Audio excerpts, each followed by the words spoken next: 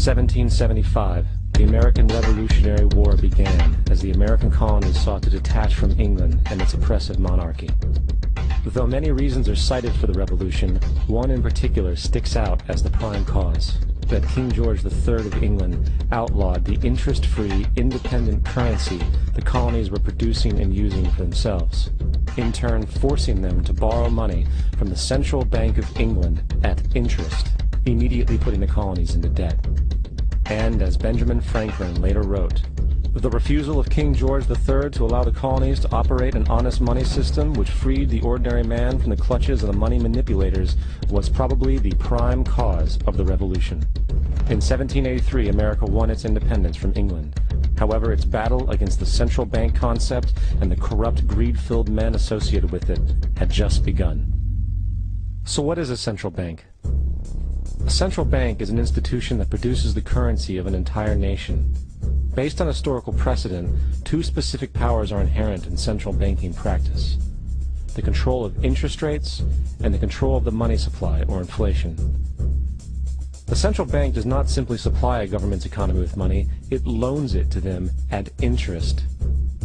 Then, through the use of increasing and decreasing the supply of money, the central bank regulates the value of the currency being issued. It is critical to understand that the entire structure of this system can only produce one thing in the long run: debt. It doesn't take a lot of ingenuity to figure this scam out.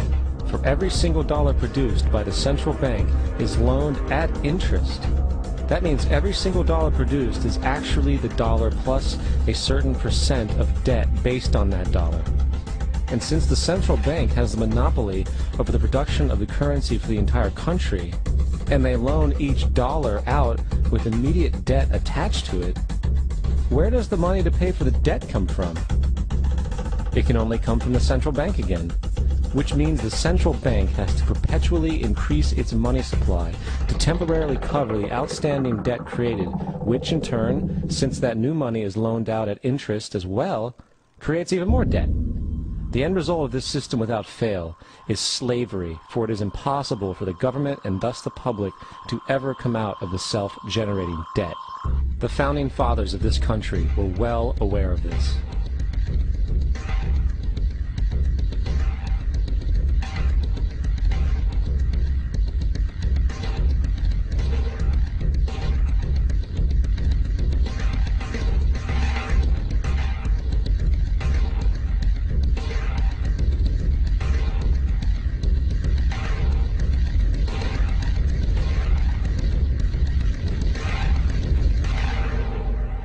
By the early 20th century, the U.S. had already implemented and removed a few central banking systems, which were swindled into place by ruthless banking interests.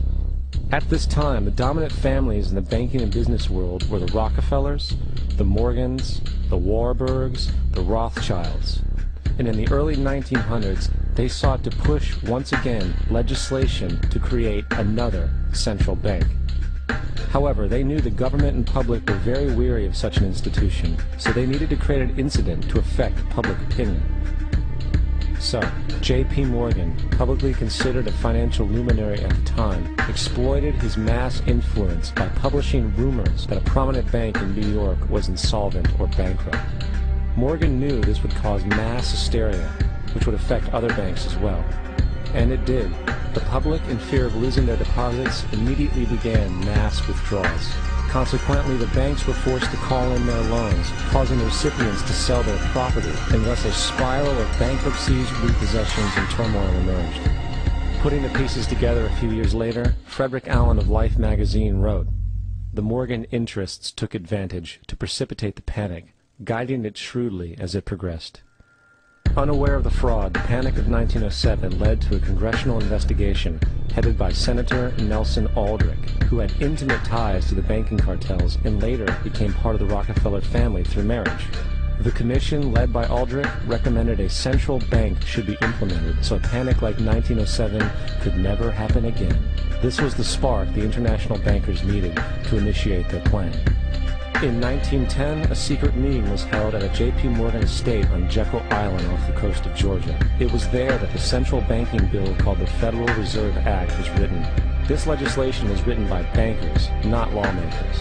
This meeting was so secretive, so concealed from government and public knowledge, that the 10 or so figures who attended were told they could only use their first names in addressing each other. After this bill was constructed, it was then handed over to their political frontman, Senator Nelson Aldrich, to push through Congress.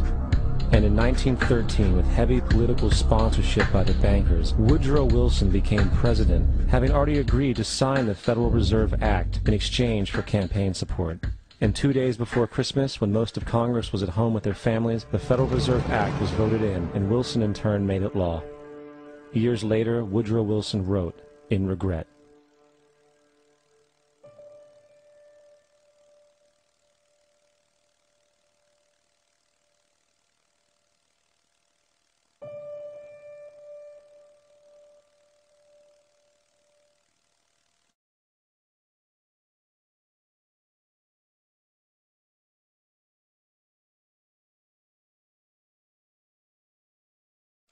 Congressman Louis McFadden also expressed the truth after the passage of the bill. A world banking system was being set up here, a superstate controlled by international bankers, acting together to enslave the world for their own pleasure. The Fed has usurped the government. Now, the public was told that the Federal Reserve System was an economic stabilizer, and inflation and economic crises were a thing of the past. Well, as history has shown, nothing is further from the truth.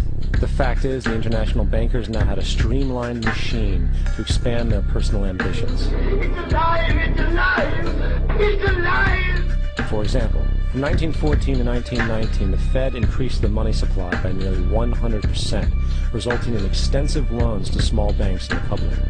Then, in 1920, the Fed called in mass percentages of the outstanding money supply, thus resulting in the supporting banks having to call in huge numbers of loans, and, just like 1907, bank runs, bankruptcy, and collapse occurred. Over 5,400 competitive banks outside of the Federal Reserve System collapsed, further consolidating the monopoly of a small group.